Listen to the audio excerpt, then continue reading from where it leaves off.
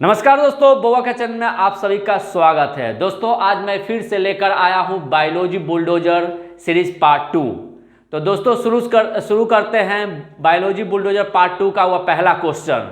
तो आज का पहला क्वेश्चन है दोस्तों, डीएनए को किसने अंतःपात्र में बनाया? तो डीएनए को किसने अंतःपात्र में बनाया दोस्तों? तो आर्थर कॉर्नबर्ग ने। आर्थर कॉर्नबर्ग ने है डीएनए को अंतःपात्र में बनाया। सेकंड क्वेश्चन है दोस्तों, डायबिटीज दिवस कब मनाया जाता है? तो डायबिटीज दिवस कब मनाया जाता है दोस्तों? 14 नवंबर को। डायबिटीज दिवस 14 नवंबर को मनाया जाता है। नेक्स्ट क्वेश्चन है दोस्तों, सबसे छोटा जीव जो स्वयं विकास एवं प्रजनन करने में समर्थ है वह कौन सा जीव है? जो स्वयं जो है विकास एवं प्रजनन करने में सक्षम है, तो वह जीव कौन सा है दोस्तों? माइकोप्लाज्म। ये माइकोप्लाज्म वह जीव है जो स्वयं विकास एवं प्रजनन करने में समर्थ है।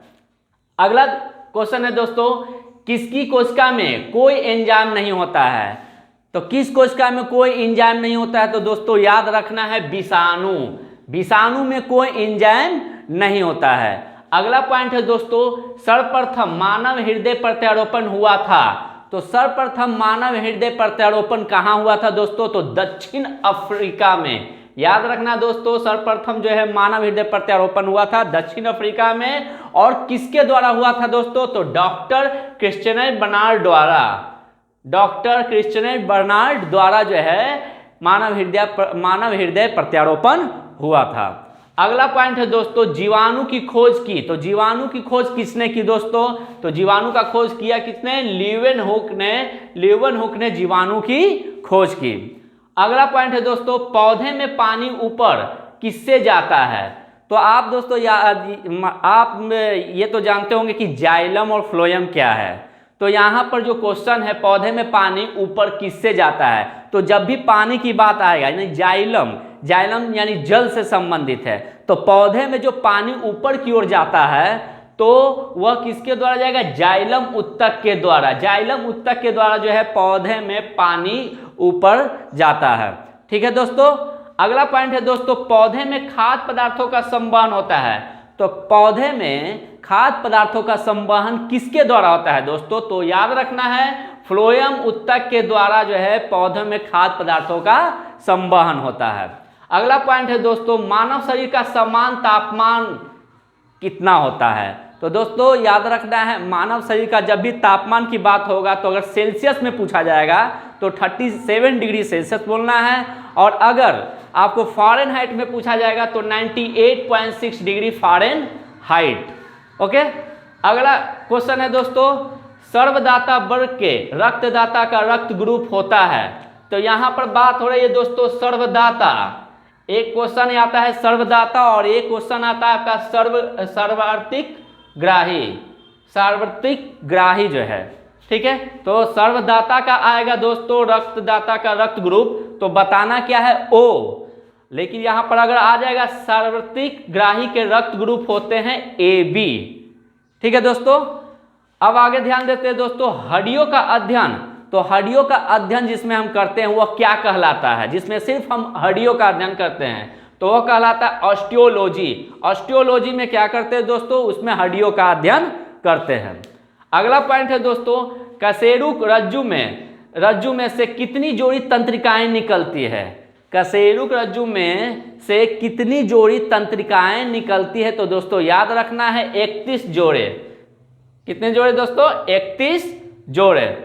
अगला पॉइंट है दोस्तों, विटामिन जो खट्टे फलों में पाया जाता है तथा चर्म को स्वस्थ रखने में जरूरी होता है। तो कौन सा वह विटामिन है जो चर्म को स्वस्थ रखने में मदद करता है और खट्टे फलों में पाया जाता है? तो याद रखना दोस्तों विटामिन सी। और विटामिन सी का रासायनिक नाम क्या है दोस्तों? एस्कॉर्बिक अम्ल। विटामिन सी का रासायनिक नाम एस्कॉर्बिक अम्ल। अगला पॉइंट है दोस्तों,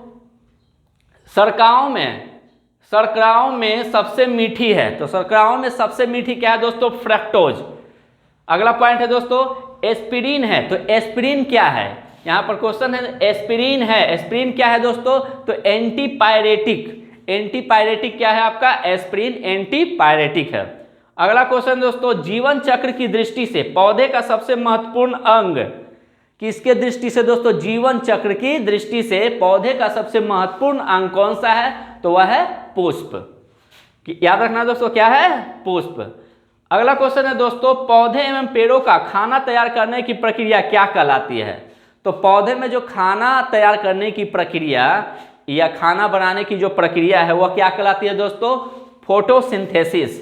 फोटोसिंथेसिस।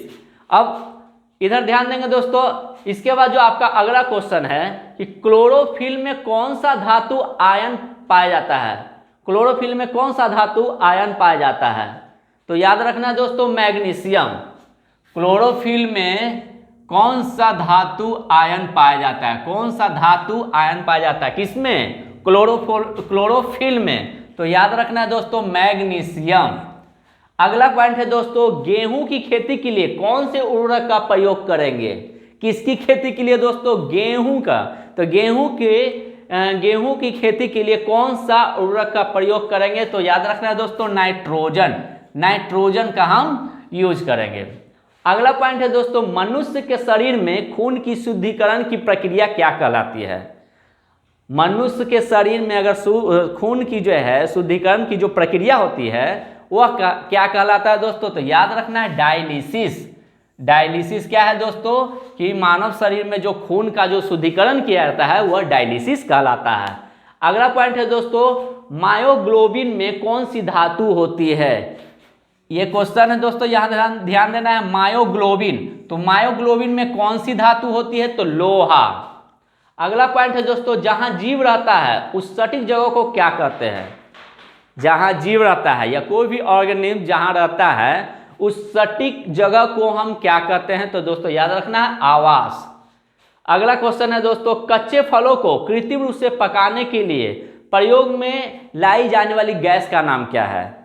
जो हम कच्चा फल लाते हैं तो अगर उसको पकाने के लिए जो है उसके प्रयोग में कौन सी गैस का प्रयोग करते हैं? तो दोस्तों याद रखना है, एसिटिलीन व एथिलीन गैस। एसिटिलीन व एथिलीन गैस का प्रयोग हम कच्चे फलों को कृत्रिम रूप से पकाने के लिए किया जाता है। अगला पॉइंट है दोस्तों, शैवाल और कवक के मिलने से लाइकेन बनते हैं। यहाँ पर क्वेश्चन क्या है दोस्तों कि शैवाल और कवक जब मिलते हैं तो क्या बनते हैं? लाइकेन मिलते हैं और लाइकेन बनते हैं। सॉरी, यहाँ मिलते बोल दिए। शैवाल और कवक के मिलने से लाइकेन बनते हैं और जिसे हम क्या कहते हैं? एक शब्द में म्यूट्यूलिज्म। म्यूट्यूलिज्म कहते हैं। ठीक है दोस्तों। अगला पॉइंट है दोस्तों, आधुनिक मनुष्य का पूर्वज। आधुनिक मनुष्य का पूर्वज कौन है दोस्तों? आधुनिक मनुष्य का पूर्वज है क्रोमैग्नान मनुष्य। क्रोमैग्नान मनुष्य। अगला पॉइंट है दोस्तों, निषेचन की क्रिया कहाँ होती है? जो फर्टिलाइजेशन आपका होता है, जिसको इंग्लिश में हम फर्टिलाइजेशन बोलते हैं, तो निषेचन की क्रिया जो है वह कहाँ होती है? तो अंडवाहिनी में। अंडवाहिनी में क्या होता है? निषेचन की क्रिया होती है। अगला पॉइंट है दोस्तों, प्रदूषण संकेतक पौधा है। तो यहाँ पर क्वेश्चन क्या है दोस्तों? प्रदूषण संकेतक। तो प्रदूषण संकेतक पौधा है वह कौन सा पौधा है? लाइकेन। अगला पॉइंट है दोस्तों, किन कोशिकाओं में केंद्रक नहीं होता है? तो यहाँ पर कोशिकाओं की बात हो रही है, तो किन कोशिकाओं में केंद्रक नहीं होता है? तो यहाँ याद रखना दोस्तों, आरबीसी में जो है क्या होता है? केंद्रक नहीं होता है। अगला पॉइंट है दोस्तों, डीएनए फिंगरप्रिंटिंग परीक्षण विकसित किया गया था। तो डीएनए जो फिंगरप्रिंटिंग जो विकसित किया गया था ये किसके द्वारा किया गया था दोस्तों? तो याद रखना है, डॉक्टर एलेक जेफरी द्वारा। डॉक्टर एलेक जेफरी द्वारा जो है डीएनए फिंगर परीक्षण किया गया था। डीएनए फिंगरप्रिंटिंग परीक्षण किया गया था किसके द्वारा? डॉक्टर एलेक जेफरी द्वारा। अगला पॉइंट है दोस्तों, इंसुलिन की खोज किसने की? तो इंसुलिन की खोज किसने की दोस्तों? एफ वेंटिंग ने। एफ वेंटिंग ने जो है इंसुलिन की खोज की। अगला पॉइंट है दोस्तों, बुद्धि का केंद्र स्थित है। तो बुद्धि का केंद्र किस में स्थित होता है दोस्तों? प्रमस्तिष्क में। प्रमस्तिष्क में बुद्धि का केंद्र स्थित है। अगला पॉइंट है दोस्तों, मनुष्य में कितने जोड़ी स्पाइनल तंत्रिकाएं हैं? मनुष्य में कितनी जोड़ी स्पाइनल तंत्रिकाएं हैं? तो याद रखना है दोस्तों, 31 जोड़ी जो है स्पाइनल तंत्रिकाएं हैं। और ऐसे अगर सिर्फ पूछा जाए कि मनुष्य में कितने जो है स्पाइनल तंत्रिकाएं हैं, तो यहाँ पर जोड़ी में पूछा जाएगा तो 31। लेकिन अगर सिर्फ पूछा जाएगा कि मनुष्य में कितने स्पाइनल तंत्रिकाएं हैं, तो बस उसका जो है डबल हो जाएगा, यानी कि कितना हो जाएगा 62। ठीक है दोस्तों। अब लास्ट क्वेश्चन है दोस्तों, रुधिर का पीएच मान कितना होता है? तो रुधिर का पीएच मान कितना होता है दोस्तों? 7.4। 7.4 ये किसका पीएच मान है? रुधिर का पीएच मान है। तो दोस्तों आपका जो है कुछ ही दिनों में बीपीएससी का एग्जामिनेशन होने वाला है। तो जितना भी आपको क्वेश्चन जो बुलडोजर सीरीज लेकर आए हैं, कल जो है आपको बताए थे पार्ट 1 और आज उसी से रिलेटेड आज आपका जो है पार्ट 2 बताया है। ठीक है, तो इसमें जितना भी क्वेश्चन हम बताए हैं ये बीपीएससी में 100% इससे क्वेश्चन किए जाएंगे। तो आप इसे अच्छी तरह से कंप्लीट कर लेंगे ताकि आपका एक भी क्वेश्चन ना छूटे। तो अगर आपको हमारा वीडियो आपको अच्छा लगा होगा तो आप हमारे चैनल को सब्सक्राइब करें, कमेंट्स करें और साथ ही साथ हमारे चैनल को शेयर करें। That's all.